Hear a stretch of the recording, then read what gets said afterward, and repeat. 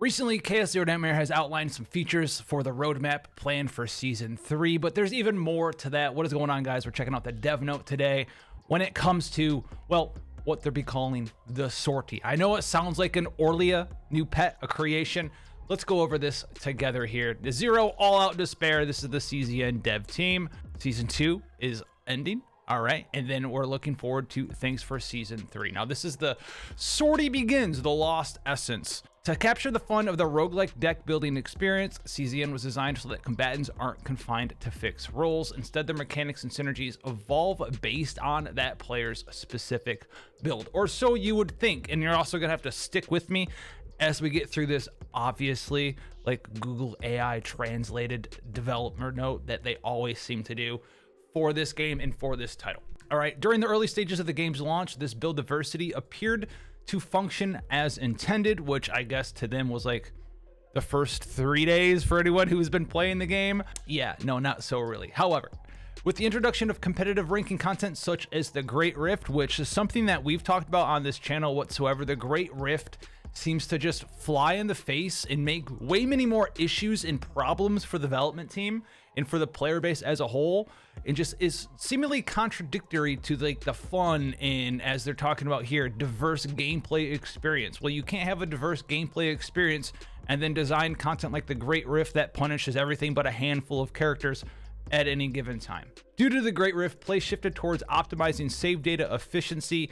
This dominant strategy began to limit the variability and variety of viable builds. In this process, the Epiphany system, contrary to its original design intent of encouraging diverse choices, became a hurdle. Now, they keep using this word diverse in all of these development notes, and I'm not sure if that's really the word that we should be using here. Diverse, like when you're going through a roguelike deck builder game system, yeah, diverse technically qualifies, right, as like all these different options, and you can kind of like put something and piece something together that works quite well enough for you to get through the final battle of that roguelike game mode. The difference here, though, is as they're talking about with the Epiphany system, well, diversiveness doesn't translate into save data builds when you're trying to complete a specific task or a specific goal. The whole like, oh, if it's not close to perfect, I can still use it. It's missing a couple of things. It's fine. I'll get through the roguelike game mode does not translate to, hey, I need to make this specific build to beat this specific boss that the developers themselves have coded to be beaten in a limited number of specific ways. So they've kind of created their own problem. We've talked about this multiple times, shouted it into the ether about how the Great Rift just kind of is the antithesis, is the problem a lot of the time here. So let's see what they're going to be doing here. Although the gameplay burden of acquiring save data was alleviated through various improvement patches, which is true, there's been a lot of quality of life stuff, being able to reroll epiphanies inside of your chaos runs, including having the ability to change what epiphanies are using a currency that you can gain, which will hopefully be seen in this Sorty thing, as well as was gifted to us, and you get it through some events outside and just directly edit your save data with that currency as well. Now, they have concluded that more fundamental improvements are necessary to address this issue. So freedom from constraints and the joy of choice. All right, this is what I'm talking about, the joy of choice. You cannot tell me an AI or some sort of auto translate wasn't used on these posts that they put up on their site, which is kind of like whatever. But anyway, Sorty is going to be a pure roguelike mode that does not grant save data, and it's going to offer a unique gameplay experience separated from previous restrictions, which I'm not sure why the word restrictions is there, but whatever. Beyond simply removing save data constraints, which is, you know, the FMP, Faint Memory Point system, basically you won't have to care too much about it because it's strictly going to be a roguelike experience. Sorty is designed so that choices made by Protos during the gameplay can be a more decisive factor in clearing the run. Additionally, because chaos modes preserved play results in the form of save data, we had to tune the strength of various elements to a certain level in order to keep gameplay within the intended balance ceiling when designing content that utilizes save data. Now, they say all of this right here, and honestly, between you, me, myself, whoever's watching this with you, all right, your popcorn bucket, I'm not sure. This basically right here, this is referencing, you can't tell me anything else, is referencing the Great Rift, right? Because it's literally the only thing that matters too much. It's the Great Rift, because that's the most constrained piece of content in the game. This applied to most build elements such as equipments and fates, excluding combat card sets, and ultimately diminished the overall appeal of the gameplay experience. In Sorty, these constraints are removed, allowing players to fully experience the core appeal of roguelike gameplay. You will encounter a wide range of variables, powerful choices, and corresponding new threats in this game mode. Now I'm going to auto-translate and translate their auto-translation for you. What are they trying to say here? Basically, since we're doing chaos runs, trying to build save data, and the Fate memory point system exists, and the save data limit exists, you have to pick and choose what sort of epiphanies and divines and neutrals and monster cards you're putting in your deck so you don't go over the cap. They want a pure roguelike mode so you can take all of the OP stuff that you get offered. You don't have to sometimes say, no, I don't want that divine because it's going to cost me too much Fate memory points. No, I don't want that monster card because it costs too much Fate memory points. No, I don't want to duplicate or remove these things because it's going to cost too much Fate memory points. They want us to be able to just go into a traditional roguelike experience and say, hey, if you get offered all of the best stuff possible, the randomness, the RNG, it's in your favor, cool. They keep using that word diverse, and I think that's really what that word is being, as a stand-in for. It's not really the diversiveness of the roguelike experience, it's the randomness and being able to get something super cool. The diversiveness is you have a wide range of variability in what you're offered and what you can encounter and what you can accomplish during that roguelike gameplay. And the diversiveness that they keep saying, right, is sort of squelched to be super narrow when you have to do your run and create a character based around the save data Fate memory point cap. That is what this is saying. All right, now the new power. First, the equipment system will undergo significant changes. The effect caps on underutilized equipment will be removed, or the conditions required to activate their effects will be expanded further. As a result, choosing which equipment to use and which combatant to equip it to will become a key strategic decision when clearing runs. So this is, I'm assuming, referencing to some of the things where it's like, oh, your first 5 cards, or like the passion set, like, oh, when you use an upgrade card, your next 5 things do bonus damage. So it looks like they're maybe looking at doing something with that as well. The influence of the primordials intervening in chaos will be strengthened, so the options we get, I'm assuming, during chaos will show up and be better than they were before inside of this sortie mode. Fate effects are getting changed. Depending on which fate effect is selected, the chaos experience will change significantly, making combatant composition and deck building choices even more important. So basically what all of this is saying is, like, expect to see more wild stuff, expect to see more strong stuff, expect to see some kind of crazy stuff that's in this game mode, and they're allowing themselves to put this stuff in that game mode because it's going to be consolidated in this game mode. If you get like a crazy deck, it's not going anywhere because you're not going to get that save data rewarded at the end of this sortie roguelike mode. So composition for the party here, hopefully they'll talk about the rewards for this as well. I'm sure they will as we get through this. Party composition. In sortie, the method of forming your party has been revised, and you will enter with a single combatant for this mode. Now it also just says, please note that the numbers in content displayed are placeholders and do not reflect the final implementation. Whatever, but we're starting off with a single person.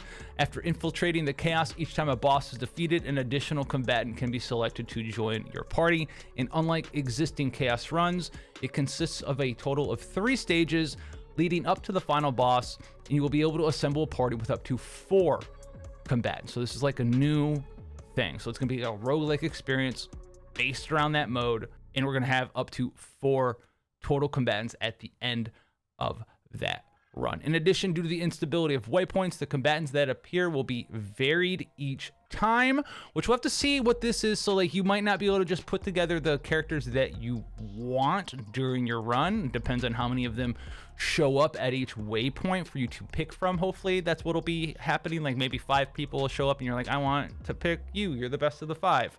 There's obviously some downsides to that. Maybe there's 5 characters that you absolutely do not want to use for this game mode. And on top of that, we'll have to see like what the levels and the memory fragments and stuff are going to show up with the characters that appear, right? Do I have to have every character on my account leveled up, memory fragmented up, potentialed up, all of this stuff to do the Sorty game mode? Am I going to be able to benefit from the little booster systems that we have now for both inside and outside of Chaos? Am I going to have like a level 58 with some of their potentials unlocked? Am I still going to have memory fragments on them for characters that show up and I just don't really have a use for? Are they going to be like a dead slot that shows up out of the characters at the waypoint? I'm not sure about that, but that's something that is going to be, well, brought into question, I think, when the Sorty game mode is released here. Into the unknown, a more dangerous and powerful Chaos. Up until now, various forms of Chaos has been encountered throughout the story, but missions to destroy them have previously only ever been conducted through the simulation system known as the Zero System. Sure, in Sorty, combatants will directly infiltrate real Chaos rather than a simulation. Protos will face off against its true nature, a place where unpredictable dangers and mysteries intertwine at the very core. Cool, nice fluff puff piece. Down here, Sorty will feature some rule adjustments compared to existing Chaos runs and will offer a base difficulty that even Protos with lower proficiency can challenge. By building a deck through simple choices and understanding combatant mechanics, Protos will be able to reach the Chaos core without excessive difficulty. Now that, I'm assuming without excessive difficulty is for the lower levels of difficulty as they talked about up here. Additionally, a higher difficulty option for Chaos will be available, including a new hardcore mode. In hardcore mode, the link crash state that previously activated when HP was depleted is now gone, and reaching 0 HP will immediately cause a death game over situation, which most of the time if you hit link crash, I mean, I haven't hit link crash in 9,000 years, typically you lose anyway unless the boss is like super low HP and you get through it. Furthermore, various elements designed to intensify combat will be applied, since it's increased action counts for higher grade monsters. Sure. In Sorty, you will encounter numerous special entity monsters, unique rare species, new NPCs, unknown locations. Various challenge missions will also become available depending on the difficulty and level, alongside the new hardcore mode. So this is kind of cool. One of my things that I've talked about for some of the seasonal planets we've done is that they're basically just rehashes of existing content we already have, right? If you've been playing season 1, season 2, season 1 is basically Misty City, season 2 is like Swamp of Judgment, basically, as far as the bosses and most of the monsters that you encountered in the seasonal content. They kind of already existed at the launch of the game. Hopefully this means we're going to be seeing new stuff inside of Sorty. At higher difficulties, prioritizing survival and growth become essential until a powerful build is acquired. Gameplay will be focused heavily on survival and chaos elimination while dealing with never before seen threats. So they want it to be more about survival. They keep talking about tank down builds and healer stuff not really having a role. And so hopefully this might be where some of those characters can really shine hard, because we're not seeing like Magna on the leaderboard and Magna doing all this, characters like that aren't doing like wild stuff when it comes to swiftly and proficiently beating content, right? It's like, oh, could you do Magna on a lot of the content? Could you be that tank down player? Sure. Is it the most efficient thing? Absolutely not. Is it slower than everything else? Absolutely so. Is it punishing in a lot of regards with the stress system and managing your stress and all this other stuff? In a lot of times, a lot of ways, you open yourself up to bad RNG. Didn't get my cards in the right hand, didn't get all my cool stuff. I got hit too many times, my stress broke, my link gauge crashed, I lost, right? Yeah, it could happen in comparison to using something that's just far more aggressive and high tempo in a team such as like with just hewing things over and over like we do in season 2 if you have access to 9, or even just like Rita just plowing things with her 3 cost basic cards all the time in chaos mode. Very easy to do compared to just, I'm gonna build some shields and hopefully counterattack. So new epiphany items making diverse save data strategies easier. Sorty can be played without consuming Aether, but content exclusive currency can be acquired by consuming Aether. Coming with Sorty update is a new set of flash items that allow the editing of duplications, removals, divine epiphanies, and more. These items can be attained using the new exclusive currency. So it sounds like the point of playing Sorty, number one, it's a different game mode, so it's going to be something new for us to experience. Cool, we like that. But as far as progressing your account, what is the point of it? We've got the flash item that allowed us to change an epiphany. Now they're talking about editing duplications that you have, removals, divine epiphanies, all this other stuff to help you transform some of the save data if you've worked on in normal chaos mode directly with no RNG based off of the items that you can get from the sortie mode. This is intended to significantly reduce the burden Protos experience when creating desired save data and to establish an environment where diverse strategies can be more freely experimented with, which is pretty cool because yeah, there are some characters, some builds where it's like, we've talked about before when characters are released where it's like, hey man, this character will probably be pretty good without any divine epiphanies. Or you'll have this character like really wants is an entirely different beast with this specific divine epiphany, right? Veronica's really good with 4 reposes in the deck. Veronica is an absolute monster if those reposes also give you an AP in some certain situations where you need that extra AP on your team. There are going to be some teams where having the extra AP every time you cast repos isn't allowing you to cast, 2, 3, 4 extra cards in a specific team that you're coming up with theory crafting, and you can't do that without the divine repos giving you the extra AP, right? Situations like that is, I think, what they're talking about here. In addition, we are preparing further improvements to reduce the time required for repeated play when creating save data, allowing Protos to focus more on sortie in strategic experimentation. Now, before we wrap this section up as well, do keep in mind that all of these items they talked about are from this content exclusive currency that are acquired when you consume Aether to do sortie mode. So instead of directly making it easier for you to get the correct divine epiphanies and remove the right cards and duplicate the right cards like they were doing with season 2, just by playing chaos mode for no Aether, right? You can use your Aether to farm up materials to all of your characters or memory fragments or whatever it is that you need to do for your partners. You're going to need to consume Aether to get the items, the flash items, to directly edit, duplicate, remove divine epiphanies, all of that other stuff. Is it going to be too expensive? Is it something that you aren't going to have the Aether for? That's going to be up to you. We'll have to see and reserve judgment for that. In addition to that, Chaos Skip Battle feature has been added. The development team has been continuously exploring ways to minimize the playtime spent on building save data to provide Protos with more time to focus on sortie. They already see this, they're trying to get ahead of it, because I was about to ask the same question. How much time am I going to need to do normal chaos to get like an okay base deck? And then how much time do I need to play in sortie to make that okay base deck the exact deck that I want, right? One of the main things right now in CZN is if you're trying to get the ultimate deck for your character, due to the RNG of the Divine Epiphany system, even though they did put a lot of quality of life into re-rolling your epiphanies and getting access to seasonal cards at the vendors and changing the way that the FMP system works, and it is a lot better in season 2. If you're still looking for, hey, I need this exact Divine Epiphany, all that other stuff, it is an absolute slog.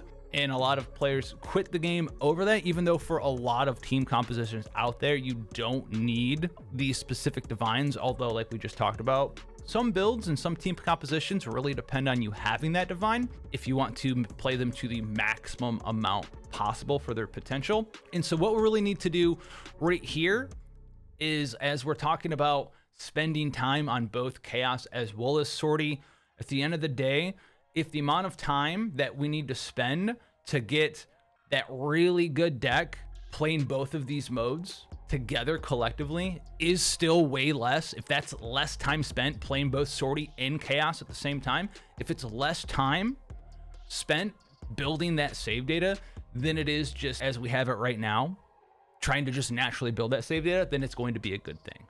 Because I know there's going to be a lot of questions of like, well, now I have to play 2 game modes and spend more time. Well, if you have to play 2 game modes but end up spending less time, then that's going to be a positive thing. If you have to spend more time, then it's going to be a negative thing, right?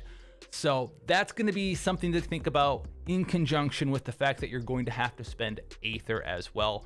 And one of the final questions, put it on the comment section below as well. If you think that this is potentially something to think about, is why make me spend energy for it is really the thing. Why make me spend energy? Why can't I just, instead of spending energy, make it free, right? And if you see that there's an issue where like, oh, people aren't being able to build the correct decks and stuff, maybe it's time for more quality of life, right? Why does sortie need to exist? You know, if you can just make me spend less time just playing normal chaos mode, I'm not sure, but we'll have to see how everything pans out at the end of the day there. Now, more on the Chaos Skip Battle. Part of this effort, a skip battle feature will be introduced in Chaos content, excluding Sorty, obviously. Skip battles can be used by consuming tickets, which are obtainable through various methods. This feature is based on auto combat, but the results are calculated and determined without running the actual battle. So it's like a simulation. Battle results reflect all relevant factors, including progression, stats, team composition, selected combatants, and chosen epiphanies. Outcomes such as victory, defeat, HP loss, and party wipes are determined probabilistically using a large. I've never heard anyone in my entire life use the word probabilistically. I would word this as outcomes such as victory, defeat, HP loss, and party wipe probability are determined using a large data set of manual play from all users. I don't know if I'd be using the word probabilistically. All right. Anyway, so it's like it is a simulation. However, since results are based on average performance data, Protos with above average proficiency may experience slightly less favorable outcomes compared to manual play. Therefore, this feature is most efficient when progression stats sufficiently exceed the overall difficulty of the content. This is a feature that has been long requested by many Protos, and we anticipate it to help reduce gameplay fatigue more efficiently. This is very similar to the thing we were just talking about, like why does it need to consume Aether? If the whole point of playing Sorty is to help the quality of life for building save data, why am I paying Aether for it? This one as well, if there's such an issue with, and the developers see it as an issue, where chaos content is taking too long to play, number one, and you're putting a skip battle in, they use a ticket system for it, which is weird. So how many tickets are you obtaining each season or whatever, each week through the methods? How many do you need to use, etc., to really save time that way? But the other one here as well is it's sort of just going to be simulating your battles. I don't know exactly how this is going to work out here. It says it's not using auto mode, and the auto mode AI, as we know, is like pretty terrible, but it's somehow using a large data set of manual play from all users instead. I would like to see more information on this. And the big one here is Protos with above average proficiency may experience slightly less favorable outcomes compared to manual play. So for instance, if you're someone who's like for season 2, right, you're using 9 and you're just like, I'm gonna hew everything until it dies, and I have Alyssa as my controller partner, and I don't really take that much damage, and my Alyssa plus whatever minor healing I get to put out there with a card for my controller keeps me at full life the whole time. I take no damage, and I simply just like play hew 2 or 3 times every fight, quickly end the battle, and move on with my life. If I'm using a ticket that's going to make the battle less safe for me to do, right, compared to just manually playing hew 3 times on 3 different turns, why am I wanting to use that skip ticket anyway? Does this really do anything, right? If I'm able to spend 30 to 45 seconds manually playing the game, take no damage, get my rewards good to go for that battle, do I really want to spend a skip ticket to save 40 seconds where I might be losing 20% HP every battle I do, take extra stress, do a bunch of garbage, and just actually make the game harder for me overall?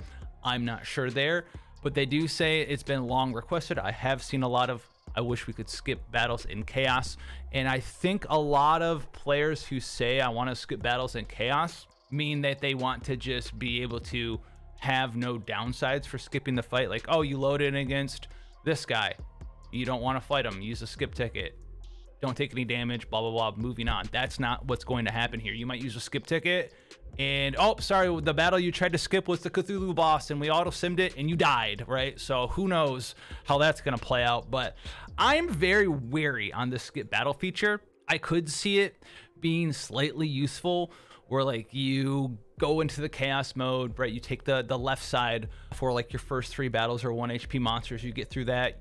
You go through some of the events, you go through some of the elite bosses, and then you got a couple of cool things, and then you get to the second floor, right?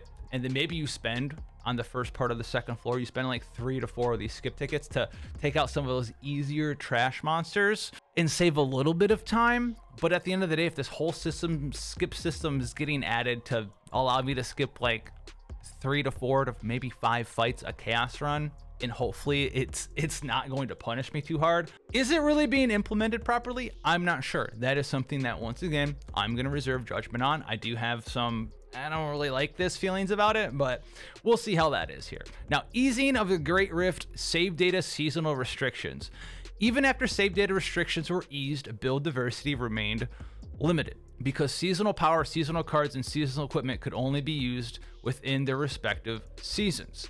As a result, each season required significant effort to build decks for combatants. So, okay, making it difficult to experiment with more diverse team compositions. Yes, dude, yes. And it's, once again, because of the Great Rift. I like how you've noted that your problem is the stupid Great Rift. You're basing everything, you're balancing every other game mode around the Great Rift. Okay. We plan to ease seasonal restrictions imposed in the Great Rift so that Protos can better enjoy the game by experimenting with seasonal elements, allowing for more diverse strategies rather than tirelessly farming perfect save data. Okay. We are also reviewing additional options such as removing seasonal restrictions entirely or erasing them so they remain usable up to a certain season. Furthermore, details will be shared in the next developer note once our plans are finalized. And I actually almost talked about this. Maybe I did talk about this. I don't know if I talked about it on YouTube or not, with this whole removing seasonal restrictions entirely or erasing them, because I found it very odd that they were so worried about the spore mechanic being obtusely broken for all game modes for forevermore when they wouldn't be usable after the season was over anyway. Like, why eat all that bad PR again for something that would, well, resolve itself once season 3 came out, which I found pretty interesting that they went overboard and took all that bad PR hit and nerfed one of the core mechanics of the season and all this other stuff for something that would just go away. And it was very interesting to me that that wasn't something that they talked about doing, because it almost seemed like they nerfed it for the potential reasons of like, hey, maybe it's not gonna go away. Maybe the season save data isn't as relevant as they originally thought it would be. Maybe it's a little bit more taxing. And we also talked about like, hey, it's kind of weird that like all, you know, these new characters keep coming out. All these characters keep coming out. And I want to play with my characters, right? But with the game being seasonally focused, it's almost punishing to pull for new characters in CZN because you just time-wise don't have enough time, as they're talking about, to build save data, to experiment, to be diverse with all the different characters on your account. In a lot of the situations it is for CZN right now, is it's actually probably better to just kind of like not play the game that much, especially if you're someone who just like is like, I don't want to put that much effort into solving the Great Rift for myself, solving some of these deck building strategies, right? To just kind of wait until the leaderboard popped up and then just look at what was kind of doing all right, and then just go and copy that real quick instead of interacting with the game yourself, because the amount of characters that you would want to build, the amount of time you'd have to spend on it increases for every character that you're experimenting with. And allowing characters save data to be used for multiple seasons, right? Maybe they're useful for like 1, 2, or 3 seasons, maybe not all of them, allows you to build a character and be like, you know what, I like this build. For instance, like season 1 Nia with Forbidden Hunger Adagio, right? Super cool, super awesome, not usable in seasonal content anymore. And so that character kind of like took a big hit for that particular playstyle and that particular strategy, as she's not usable in the Great Rift with that build right now. It's just not a thing that you can really do. And they kept going around even in season 1 being like, well, we can go and add the Zero system now has seasonal content stamp on it and all this other stuff. So they're still trying to figure out what they want to do there. And I think this is a big one, removing seasonal restrictions or easing them. So if you do go farm up seasonal content, and I think, you can tell me if I'm wrong here, I think one of the best things that you could do is I think removing them or easing them in conjunction with the ability for you to just be like, hey, I want to go do this planet in Zero system, and it will count as seasonal content. If you go farm up any seasonal, any chaos area anywhere, no matter if it's the seasonal area for season 3, season 2, whatever, or if you go do like a Zero system area, as long as you do that during that season, it counts as seasonal content. Or the easiest one is to remove it entirely. Like, yeah, dude, you were on for season, or do both. Actually, do both. All right, do both. Do it. So like, say I want to go farm up Adagio, whatever, Nia right now, I can go back to that planet, go get Forbidden Eternal Hunger on some characters, and be like, that's the strategy I want to use. That's the strategy I want to use for this Great Rift. I'm going to do this inside of there and make this strategy usable for me. I can go farm it up right now. Cool. But in addition to that, if I already had that farmed up, why can't I use it, right? Why am I not able to use that? So it allows the player to feel like they actually, and a lot of the times, one of the things I look for in these games, maybe you do as well in these gacha games, is the progression of your characters, right? You put time in on something, you accomplish something. In this case, save data, memory fragments, your builds, your characters, your teams. And the game just says, well, you can't use that anymore. Sorry, dude. And it just kind of feels bad. And so you're like, well, why would I want to play that game? Why do I want to farm the same sort of deck for a character and then add like 1 or 2 seasonal cards into it every single season? And that just makes the player base less inclined to continue playing the game. Because how many times am I going to farm a Serennial deck? Am I going to farm a Serennial deck every season, you know, in addition to whatever new character plus this other thing? And then you see where the problem kind of gets here. Anyway, April showcase.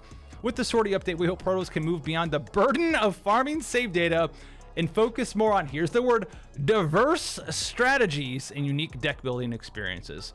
Lastly, we're preparing further updates, including Sorty Season 3 and the half anniversary. More details will be shared in the upcoming April showcase. So I don't really have anything else to wrap it up because we just kind of went in on all of the tangents there. Let me know what you think about this down below. I didn't expect this to be like a 34-minute breakdown. And if you made it to the end, I want you to go put Sorty down in the comment sections below. It's good. It's going to be a funny time.